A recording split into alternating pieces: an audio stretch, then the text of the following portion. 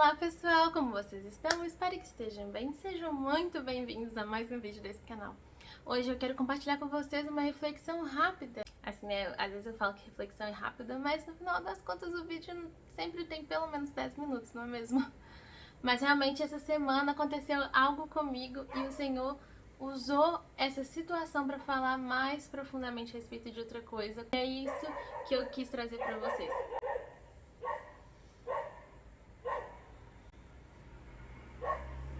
Senhor, abençoe esse cachorro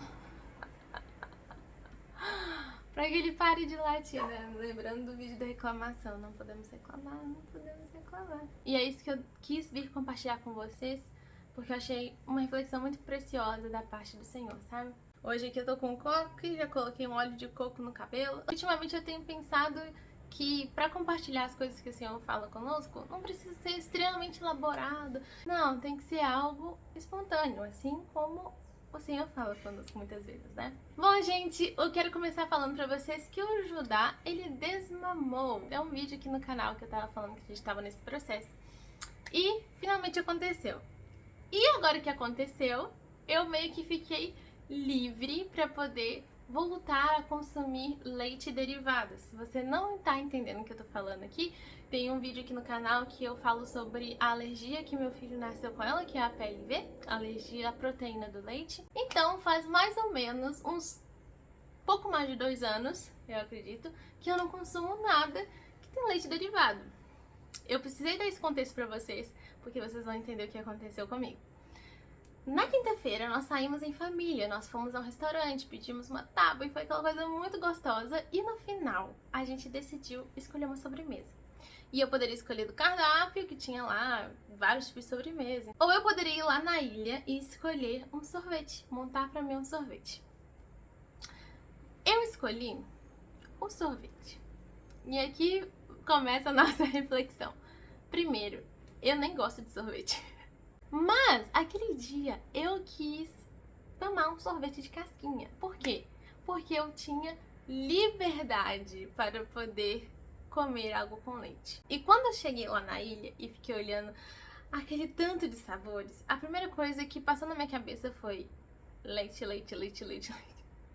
Porque o sorvete basicamente é leite e mais um monte, né, de conservantes e emulsificantes. E nesse momento eu dei uma hesitada, mas eu pensei, já tô aqui mesmo, vou fazer. Eu peguei minha casquinha e coloquei umas 3 bolas pequenas de sorvete e beleza, fui tomar. Gente, na hora que eu já estava tomando sorvete, eu pensei, por que que eu fiz isso? O resumo de toda essa situação. No mesmo dia de noite, eu comecei a sentir dores na minha barriga.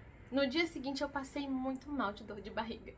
Por quê? Porque é óbvio que depois de 2 anos, sem consumir nada de leite ou derivados, era meio que óbvio que se eu tomasse um sorvete que é muito leite e muitas coisas misturadas ali, o meu organismo não ia dar conta. Eu devia ter ido aos poucos e eu devia ter escolhido algo que eu gostava, pelo menos, né? Passei muito mal de dor de barriga, gente. E essa situação, no dia seguinte, quando eu tava lá passando mal, veio essa reflexão pra mim que eu quero compartilhar com vocês. Tudo me é lícito, mas nem tudo me convém. Nós, como cristãos, nós somos livres, né? E o que quer dizer isso? Nós somos livres do pecado. Significa que nós não somos mais escravos do pecado, né? A gente não tá condicionado àquele tipo de vida e servidão. Aquela pessoa que mentia compulsivamente, quando ela está em Cristo, ela é liberta, ela não mente mais.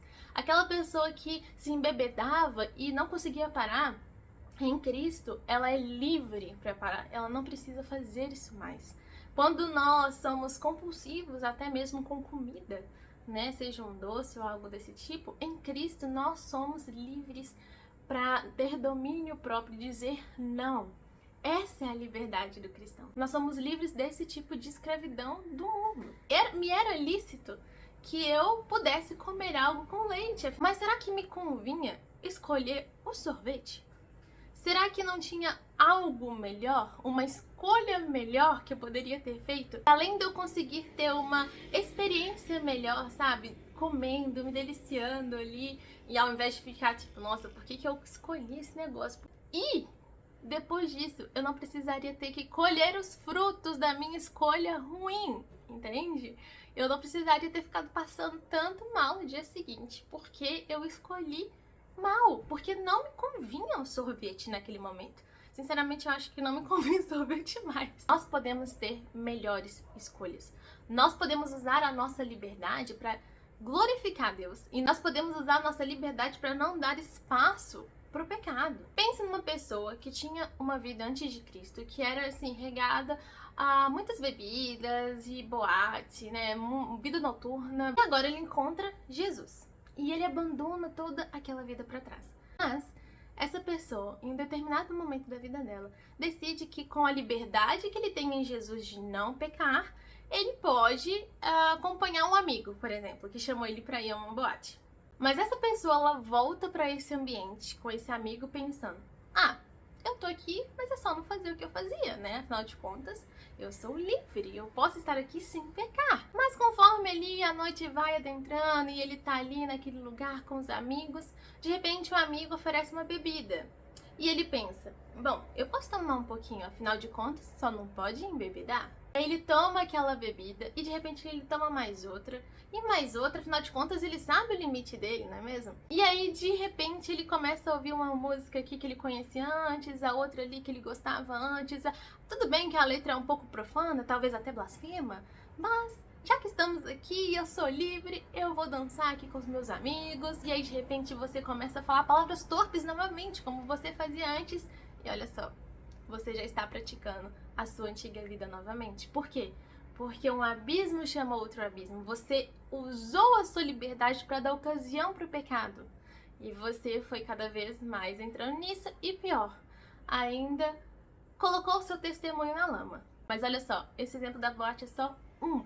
Nós temos outros, por exemplo, aquela pessoa que não tem domínio próprio com doce, mas ela vai no mercado e vê uma caixa de chocolate e pensa: ah, eu vou levar essa caixa de chocolate, é só eu comer um por dia, ou talvez uns 3 na semana. Essa pessoa sabe que ela não tem o domínio próprio estabelecido ainda, que ela ainda pode cair no pecado e que talvez ela já tenha até cometido muitas vezes esse erro.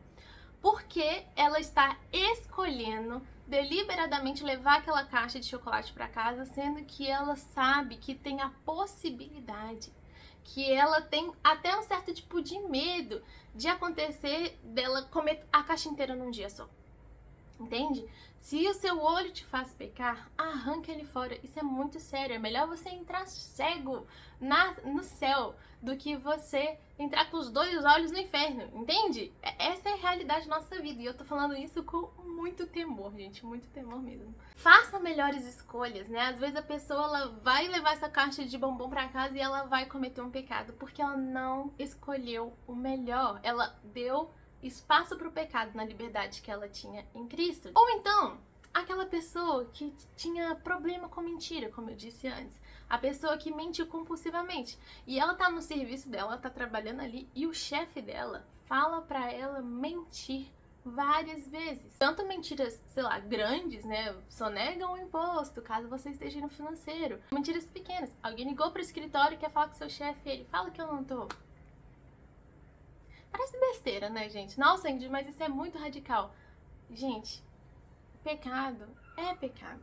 E se você sabe que você está cometendo deliberadamente, isso é um problema enorme para você. Outras pessoas que não têm problema com mentir ou nunca tiveram, assim, de mentir compulsivamente, já é ruim, né? Obviamente, já é um pecado ruim. Mas para quem já teve esse problema de mentir sempre, se ele abre essa brecha, se ele continua praticando isso, é óbvio que ele vai escalonar. É óbvio que isso não vai ficar só no trabalho. Afinal de contas, já menti um pouquinho aqui. Pra se livrar de algum outro problema ali, ele dá mais uma torcidinha na verdade. Entende? Essa é a realidade caída de nós, seres humanos. É a realidade de nós.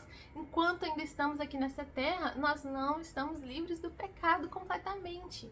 Nós precisamos rumar, andar, caminhar rumo à perfeição.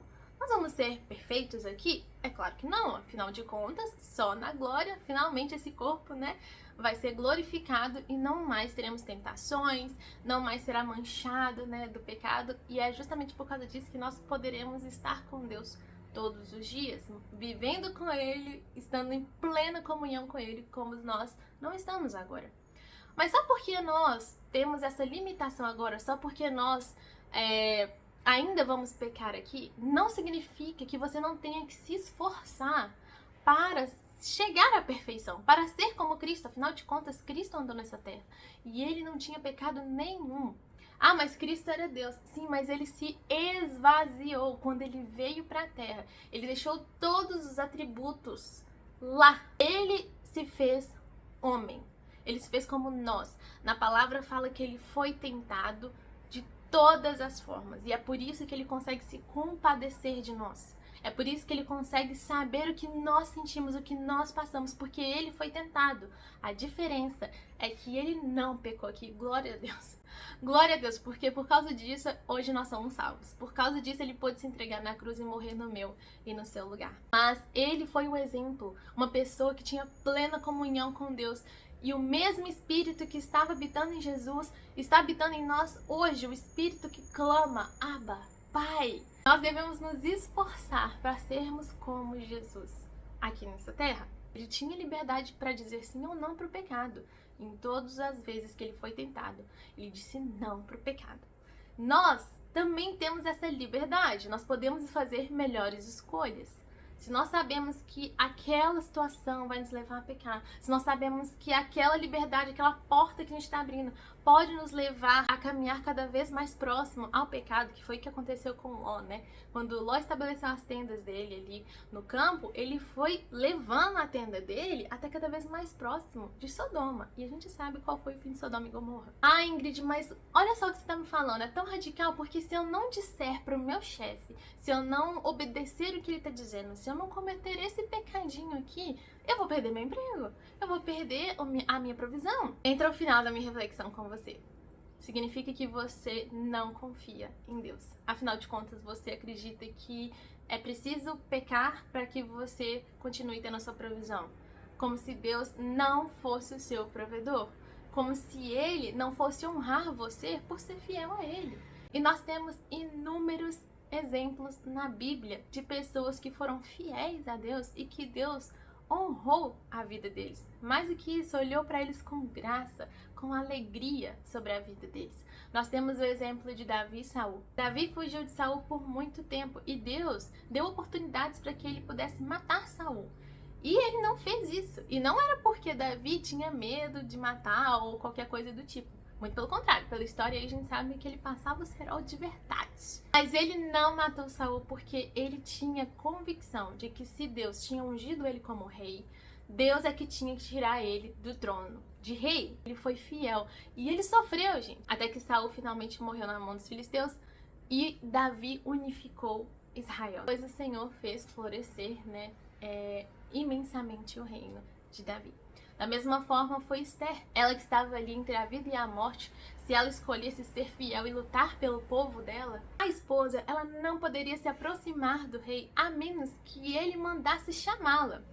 E aí a gente pode até pensar, poxa, mas Deus podia ter tocado lá o rei para poder chamar a Esther e aí ela falar com ele e tudo mais, né? Mas é justamente esse o ponto que eu tô falando. Quando a gente se posiciona por ser fiel a Deus, Ele é fiel a nós. Obviamente que isso não é uma reciprocidade, né? Mesmo quando nós somos infiéis, Deus continua sendo fiel porque Ele não pode negar a si mesmo. Mas eu tô falando aqui de comunhão com Deus, de dependência, sabe? De esperança nele. Ela teve que se expor. Ela teve que colocar a vida dela em risco. Tanto é que ela disse, eu vou ver o rei, vou falar com ele. Se eu perecer, pereci, mas eu vou fazer o que eu tenho que fazer.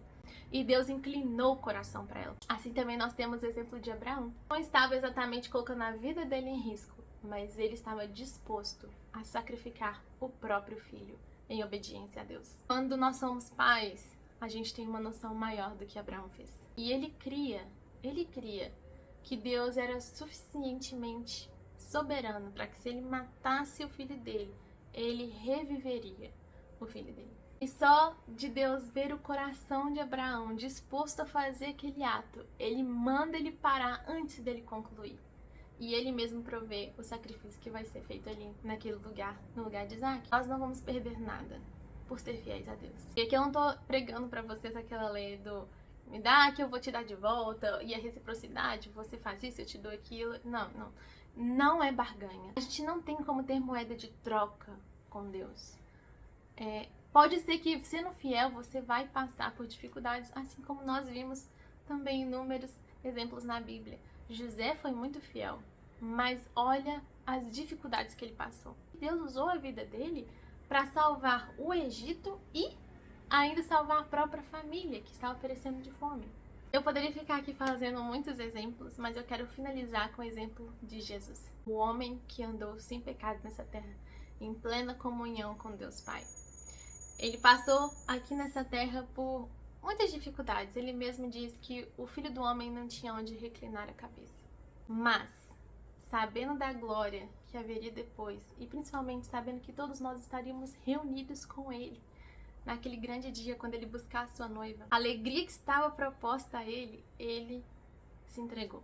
Ele se gastou, Ele amou, sabe? Ele serviu e no final, Ele se entregou a uma morte humilhante e excruciante. E Ele vai nos amar até o fim. Até o fim. Eu li um livro esses dias e a frase que ele disse, acho que vai ficar marcada na minha vida, sabe? Que lá em João, ele diz que tendo amado os que são dele, os amou até o fim, sem acordo pré-nupcial. Ele nos amará até o fim das nossas vidas, até o fim dos nossos pecados, até o fim das nossas tentações, até o fim dos nossos medos. Ele nos amará até o fim. Como não ser fiel a um Deus como esse? Não sucumba ao pecado por medo. Bom, esse vídeo era literalmente para falar sobre como nós devemos fazer escolhas melhores. Eu espero que Deus tenha falado com vocês. Eu espero que o Espírito Santo testifique no coração de vocês aquilo que Ele quer que vocês entendam, aquilo que Ele quer que vocês sejam libertos. E que tudo que eu tenha falado aqui, que não veio de Deus, em nome de Jesus, que se veio do homem, se veio da Ingrid, que seja jogado no mar de esquecimento, mas fique somente o que Deus quer falar com você. Eu espero vocês no próximo vídeo desse canal. Um beijo, até mais. Tchau, tchau!